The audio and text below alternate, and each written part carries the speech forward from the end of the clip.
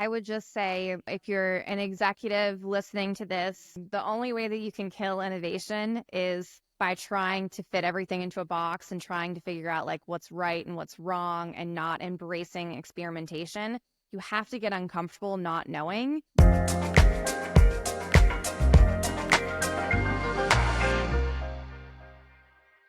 Welcome to AInclusive, the podcast where we explore the intersection of AI, business, and building a more inclusive future.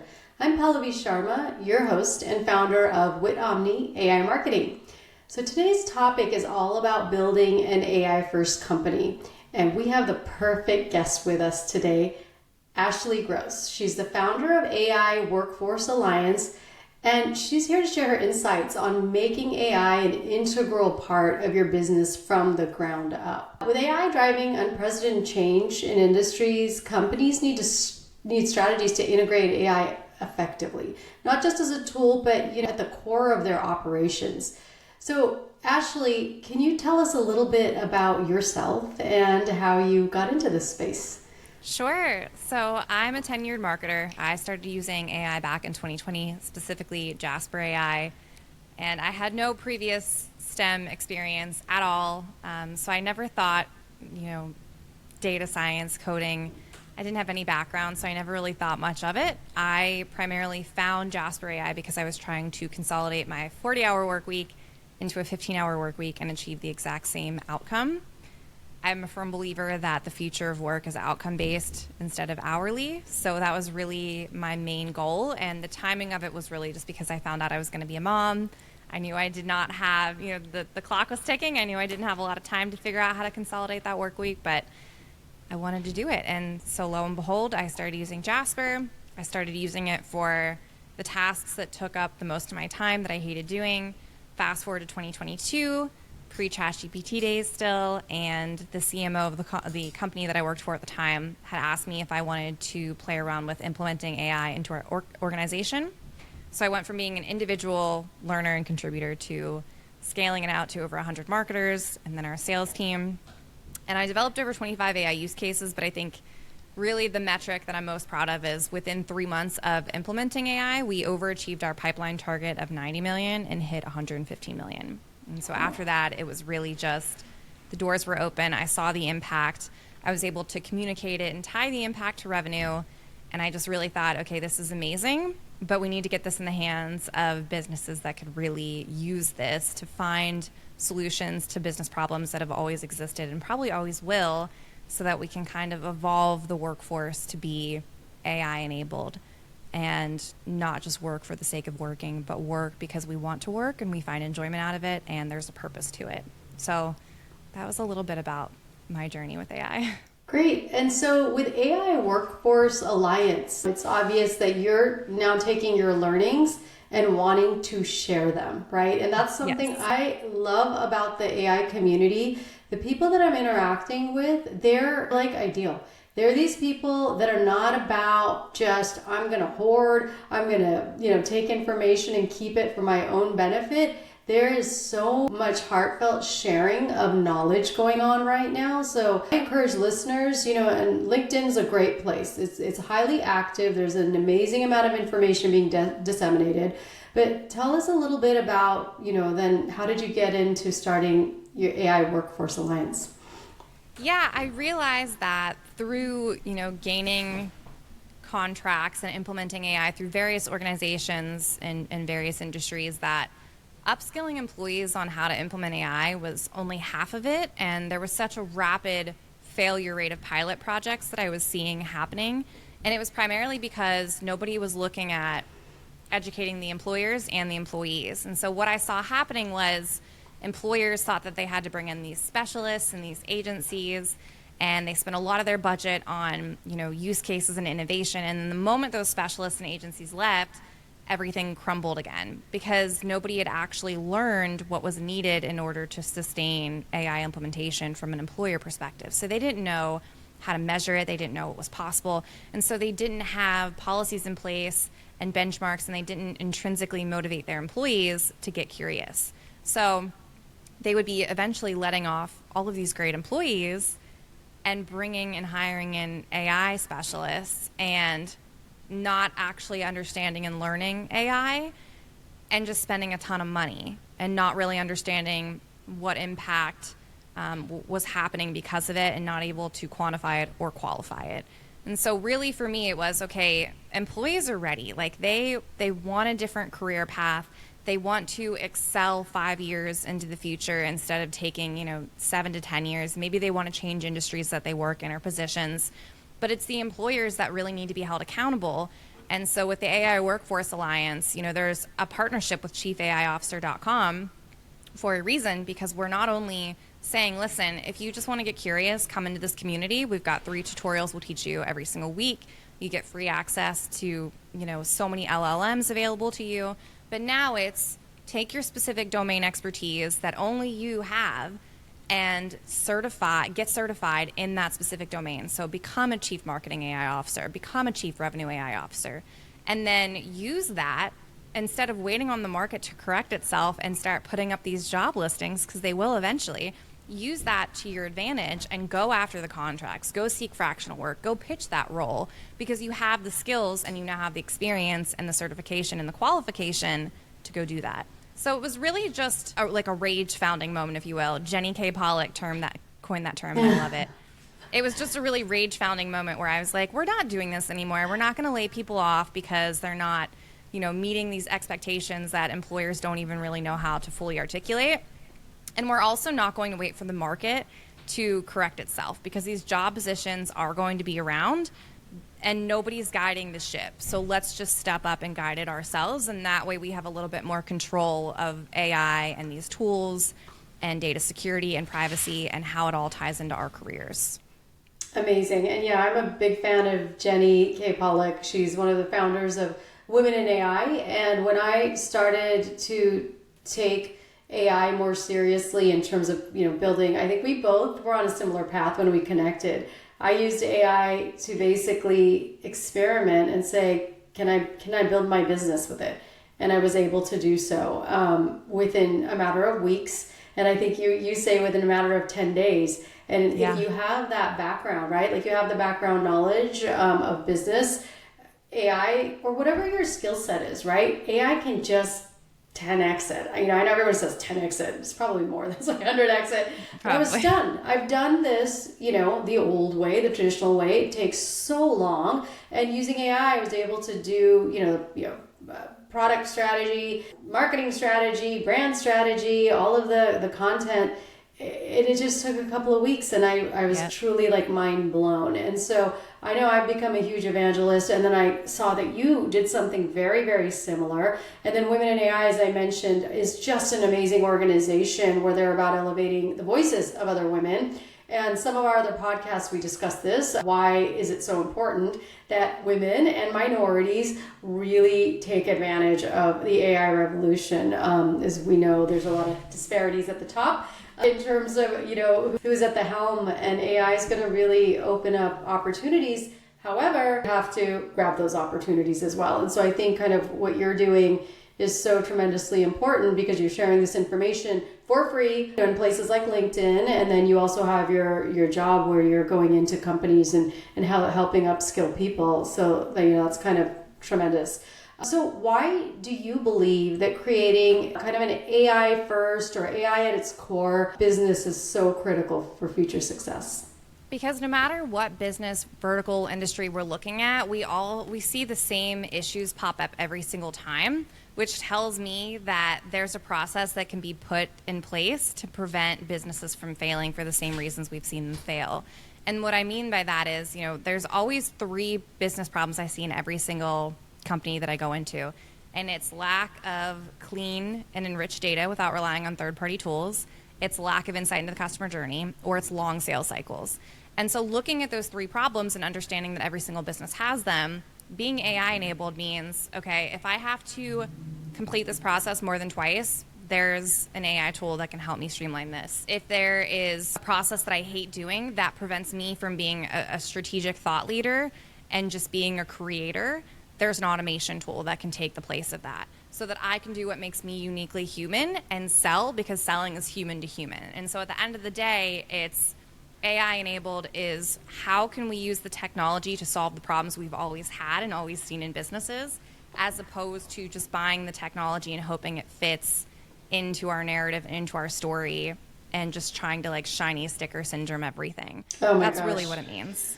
Yeah, I mean, so as you and I are both doing this, we're out there having a lot of conversations, testing a lot of tools, and obviously AI is slapped onto everything.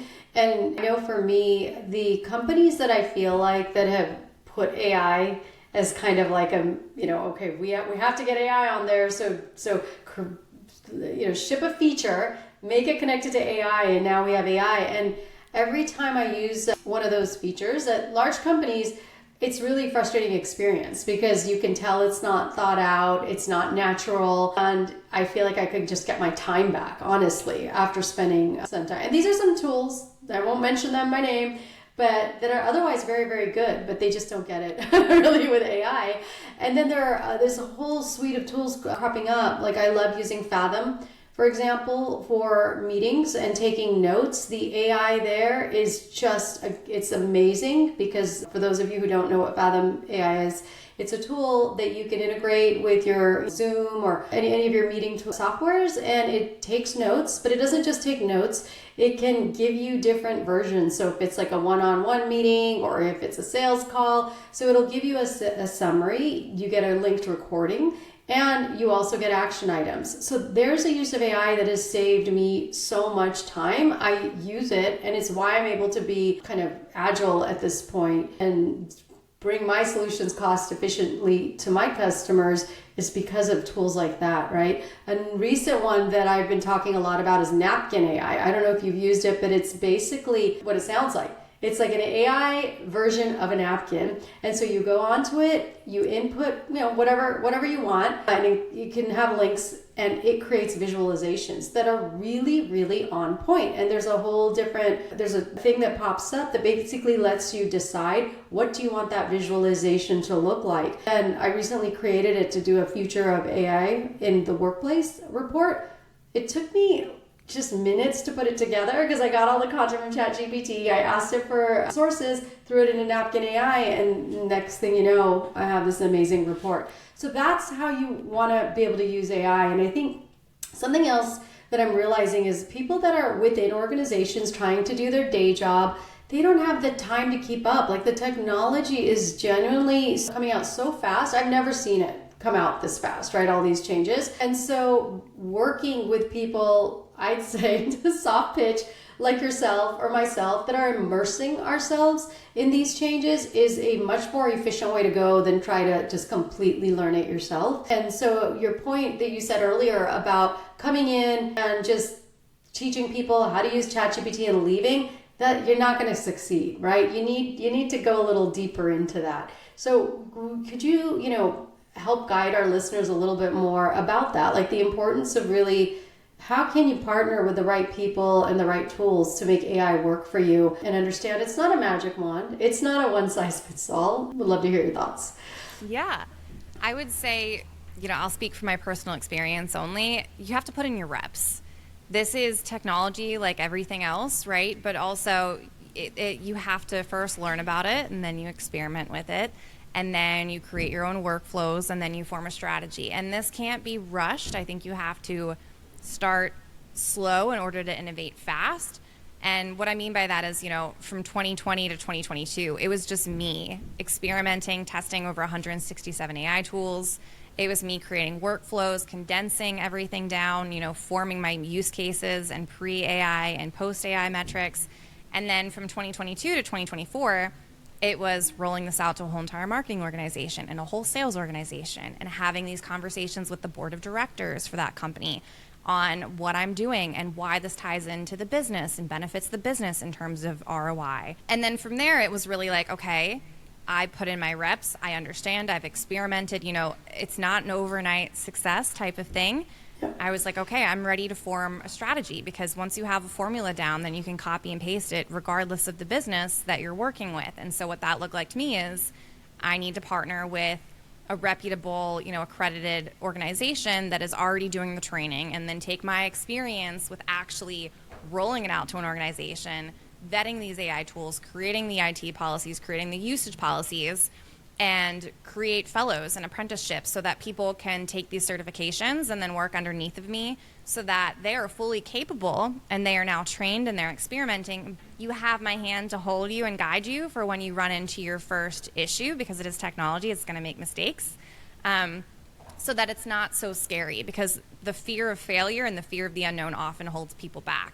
And so then after that, it's really like, okay, well, what is the next step of this process? And for me, that looked like creating an agency. So now I have this pool of certified candidates that have been on multiple contracts with me. They know my strategy, they know my workflow, they have my blueprint, and then they're out there applying this to their specific domain expertises on these various contracts, still under me, so that I can be there for them and help them along. But they're ideally, 3 to 5 contracts in before they're implementing this on their own and they're going off to these executive roles. So I think it's just this natural progression of learn, experiment, get certified, become a practitioner, do this over and over again, challenge yourself to take on different business models and different business problems to implement AI, and have a buddy that isn't so far beyond you that they don't remember what it was like to be in your shoes and actually do the work, but somebody that is out of it enough that they have a strategy and they're not just throwing things at the wall and hoping they stick.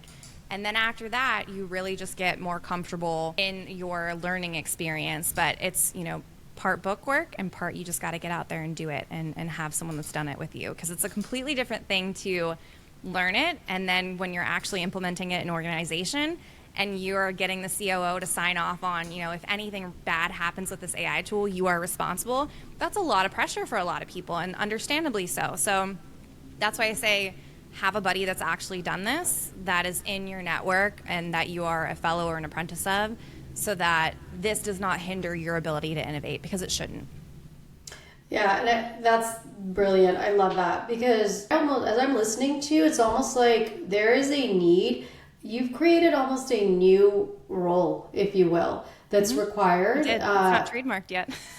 You got patent pending. No, really, it's a new role that I think is so critical, and it's critical to get somebody into that role who has, as you said, done the reps. Because it's such a tricky environment right now. I know there are a lot of people going through transitions, there's layoffs happening, and then there's also certain areas that are growing, but there's a lot of uncertainty. And the reality is, though, that I think you need somebody such as yourself who has this deep expertise of what it means to come in and really do some AI transformation, if you will, within a company for it to work. And it's not just about, hey, let's use some tools and say we're AI, but it's like, can we put in some policies and make sure the training is there? Like, do it professionally, if you will, and not a hacky job. Just hire somebody and let them go, and then cross your fingers and hope,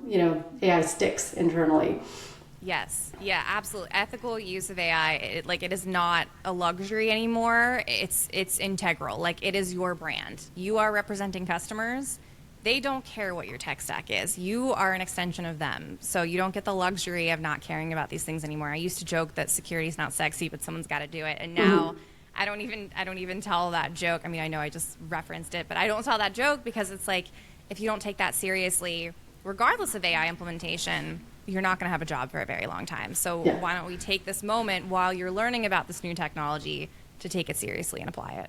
Yeah, absolutely. So when you are working with these organizations, what are some of the biggest challenges you think business are facing when they're trying to really, and I use the term build AI first, but that doesn't mean if you're an organization isn't built on AI that you've lost. That's not the point. The point is you're moving forward and doing the work that you have to do to making AI foundational and understanding where AI can actually work in its current stage of development, and understanding where it's not the right tool, right? And that it's going to take some time for the technology itself to advance so you can actually use it the way you want to. So what are some of the biggest challenges currently that you see with the businesses you work with? The biggest one, from an enterprise level at least, because that's where my contracts, that's where my experience comes from, that's where my clients come from, I would say 70% of those enterprises do not have IT policies or usage policies for their employees. And that to me is just neglect. So I would say, and I know that's a bold stance, but I would say that that is the number one thing I'm seeing is employers just kind of loosely telling employees to start playing around with AI and make it productive without having guardrails, without having policies, without having an idea of what AI really is or what can happen with it. So their expectations are very unrealistic or not even expectations at all. That's the number one issue I would say. But aside from that being a very niche AI issue, the issues that I see are issues unrelated to AI. And what I mean by that is, my first step when I go into an organization that hires me is I go to the founder and I ask them what the business's biggest pain problem is. And then I align the senior executives and I work my way down, and it has nothing to do with AI. I'm just trying to see where the bottlenecks are, where the broken process is, who's not communicating, what are the issues that already exist, because I know as soon as I add AI, it's only going to amplify and enhance them. And so it's important that the senior executives and the founder are already aware of those issues so that they know what they have to solve. And then we implement AI solutions. And so a lot of the issues that are unrelated to AI that very much come out as part of the process is lack of diversity and inclusion in hiring practices, bad culture, bad apples in your senior executive staff. It's a lack of a good business plan from either the board of directors or the founders. These are issues that I see that directly impact AI implementation. So let's dig into that a little bit. You mentioned like if it's a bad culture or, bad apples, et cetera, et cetera. How do you, in your role, when you're in there trying to implement and execute these AI policies, how do you work with management on those kinds of topics? I start at the top. It's got to have a top-down approval and approach, because that is culture, right? So if I'm starting at the top and I'm aligning everyone at the top on the business problem and the importance of AI, that's great if they all agree, but we need to put some action behind it so that everyone else sees this and understands this. And what I mean by that is, if AI implementation is that big of a priority for an organization, make it a core competency so that everybody in the organization gets one competency if they're working towards AI implementation in order to get a promotion. Because if you don't know what intrinsically motivates your team, first off, shame on you. But second of all, a good place to start is money, because that's something that we all have in common, is we're all motivated at some point in time by money. And then next, I would say, even if it's starting a Slack thread that's AI, senior executives should be throwing in that Slack thread what they're using their learning and development budgets for, what they're learning, on their weekends, what AI tools are they trying out, and what use cases are they trying out with them. It sends the message to the rest of the organization that is getting inundated with everyday tasks that, hey, this is still a priority. We're showing you what we're doing with it to give you some ideas, but this is still very much a priority. Here's where it sits as far as the priorities you're given, and here's how this ties into your career goals, so you're not just learning another tool in your tech stack just to learn it. It ties into your long-term plan. Yeah, absolutely. We used OKRs at a number of the companies I was at, so I can imagine a lot of companies are now incorporating implementation and execution and learning and upskilling into their OKRs throughout the business. And, the top-down thing is, I can't emphasize that enough, that if senior leaders are not walking the talk, you can't expect your employees to. So it's really critical. I know everyone's super busy, but if you don't take the time yourself to really understand how AI works at a high level, what are its limitations? I think more than anything, it's important for you to understand its limitations before you go and expect unrealistic things from the technology and the people working on it. That's going to be critical for a successful rollout. Because if you kind of go out there and you have no idea what you're supposed to do, and you're just expecting the employees to figure it out and it come from bottom up, it's going to be messy, and you're not going to achieve, I think, the level of gains and efficiency that is expected. So I love that you're not starting with, let me just go train employees. You're starting with the executive team and saying, hey, you got to get serious. Then I'm going to work with you, and here's how we're going to do it to make it successful. And then success will come. Yes. Well, it's their budgets that these tools are coming out of. So, it's a fine line of, they need to understand how they work and what use cases to expect, because it's their budgets that they have to go to bat for that are coming, the tools are coming out of. But They should very much not be the ones implementing these tools. They should not. They should have champions in their departments to lean on so that they are just reporting back to that executive, here's the challenges, here's our wins, and here's our room for improvement. And that's it. So, share an example of a company that's, without, giving names, or give names if you're able to, that successfully became kind of a AI at its core. Yeah, I've trained 10 organizations at this point in time, about to be 11 in 2 weeks. Nice. So I would say high level to answer your question, 10 organizations. They are all enterprise organizations. They all have 400 plus employees. There's a mix of B2B, B2B2C, and then D2C. And then I would also say, the tools are staying pretty consistent, because once you vet them once you understand that, which tools apply to GDPR and the EU and they make your life easier, then you kind of stick with those same tools. So you'll see me implement pretty much the same tools in every company I go to, and that's because these tools were built to solve the problems that we discussed earlier in this podcast. And especially for marketing, I lean very heavily on Jasper implementations because I've been using it since 2020, because part of this is not just rolling out tools for the sake of rolling them out. You should be a specialist in the tools that you're rolling out. You should be making the most of every single feature in those LLMs so that you understand, just like you would a Salesforce or a HubSpot or a Tableau, you understand all of its capabilities.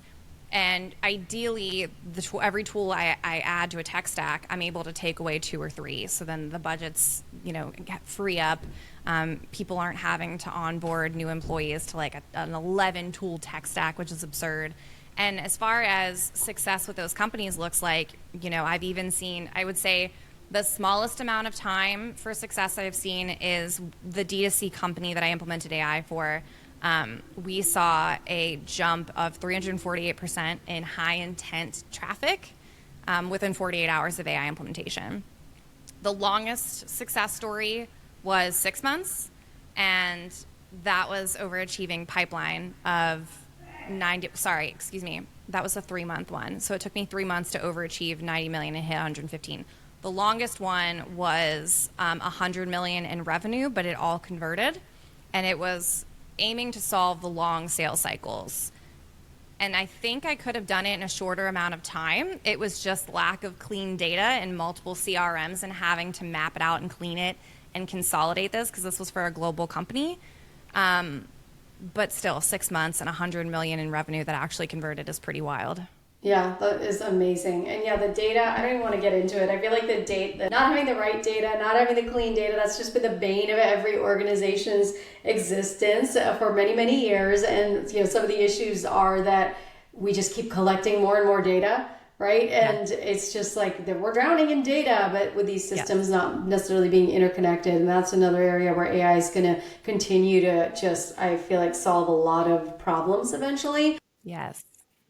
Kind of looking forward to that. It sounds like you've already achieved some tremendous results. So let's talk a little bit about the future. I mean, the future is now, from what it's sounding like. But what's your ideal vision? What does a company look like when it fully integrates AI, and how does it operate differently from a traditional business? Yeah. I want to be cautious in the way that I word this, because I feel like it's going to sound negative, but businesses are able to be scrappier, and that doesn't necessarily mean like a non-existent budget and 4 people dying with the workload of 50, right? What I mean is, please do not do that, companies. Yeah, please don't do that. That is not a reason. That's not a good enough reason to roll out AI. But I will say that I've seen a consolidation of rules for the better, and I'll explain exactly what I mean.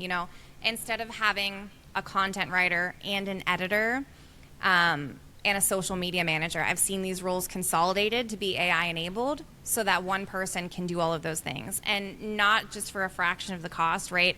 We are able to bring in the best of the best people to work for these companies because of their ability to use these tools and this technology to do all of those things within the same amount of time. And it makes sense from a workflow and process perspective, because the more people that are added to an organization, the more communication silos, the more process problems occur.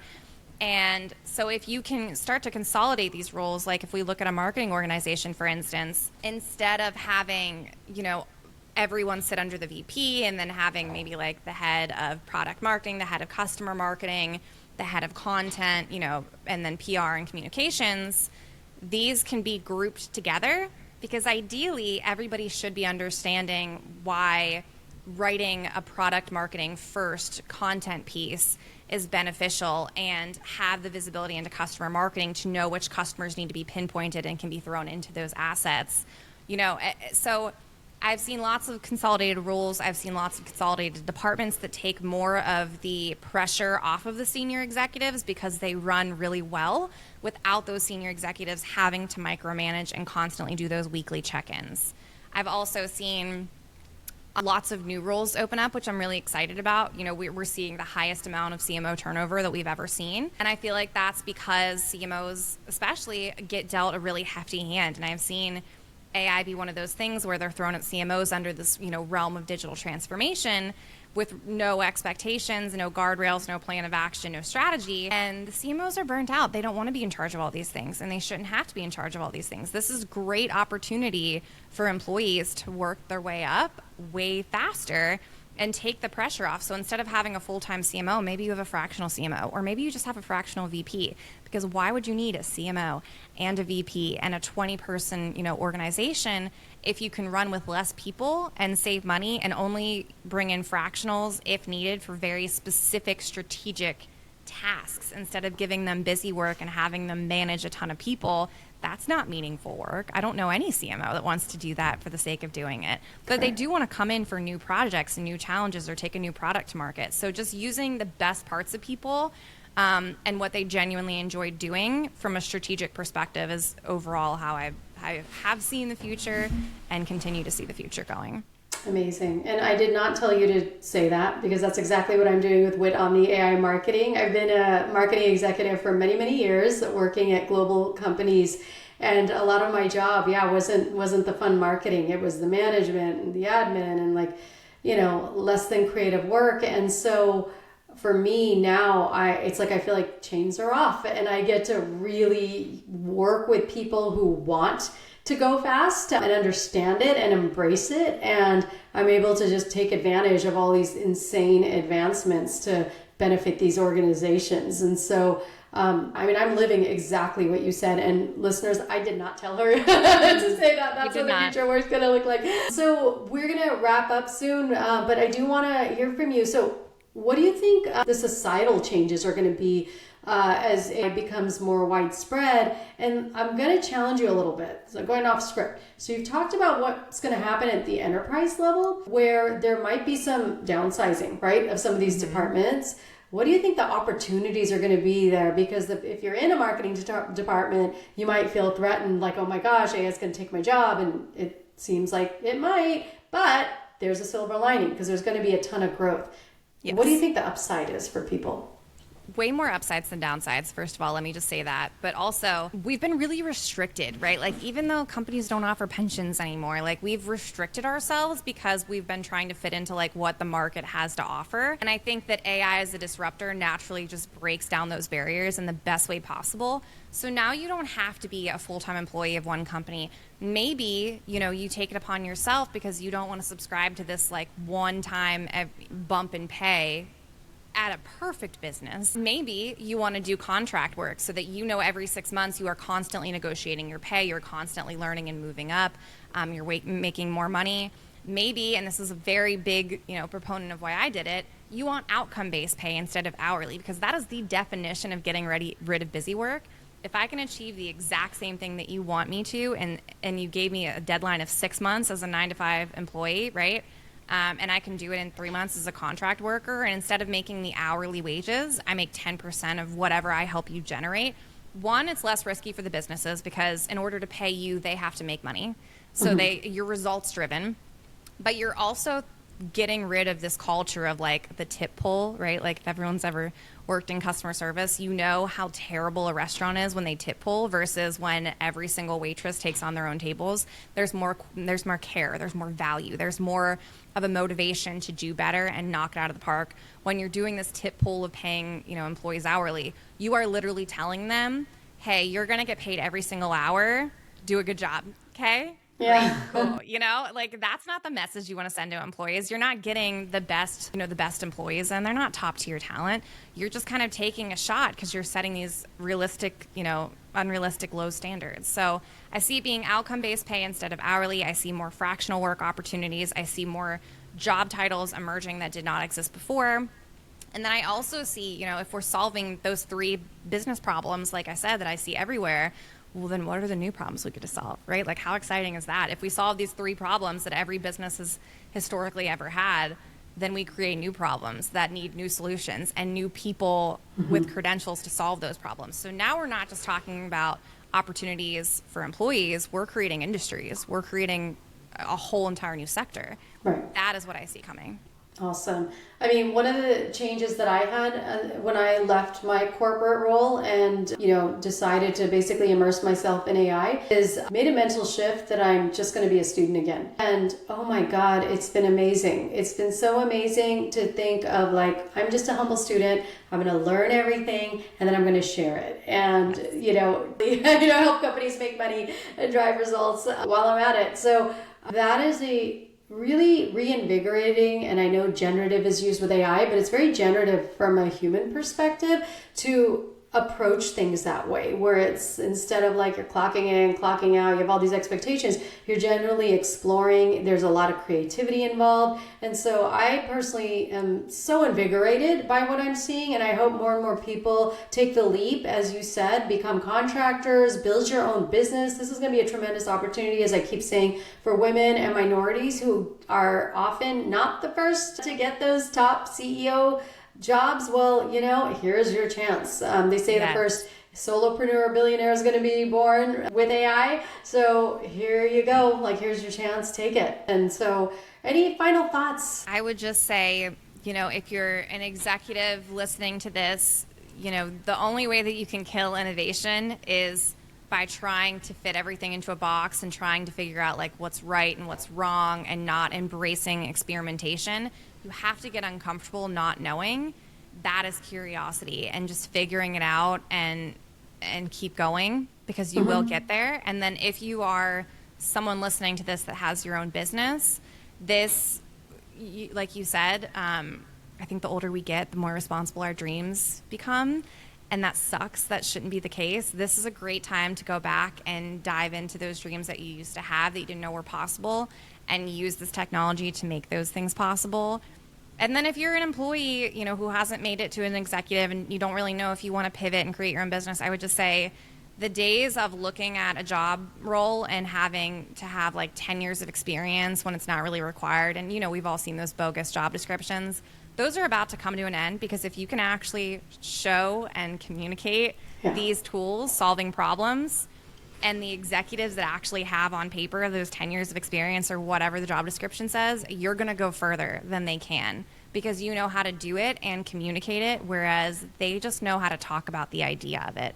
So either way, whatever path you're on, it's going to be great. Unsubscribe to the news and the noise. Keep your head down and stay a learner, just like you said. Amazing advice. Yeah, and just demonstrate. Excellent. So Ashley, thank you so much for joining us. It was so insightful to have you on, and I've loved learning from you on LinkedIn. You've always been inspirational. You're one of the first people that I really started following regularly. So I know you and I have been chatting for some time, so I'm glad we're finally doing this. And if you're tuning in, thank you for joining us today. To learn more about Ashley's work, please visit AIworkforcealliance.com. And if you want to learn more about AI with a practical take on its impact on the future of work, please subscribe to AI Inclusive and leave a comment. Let us know what topics you'd like to explore in the future, if you have any comments for us here. And really look forward to seeing you on future episodes. Ashley, my name is Pallavi Sharma. Thank you for joining me. You can also follow with Omni AI Marketing on LinkedIn. And again, we hope to be engaging with you soon. Thank you.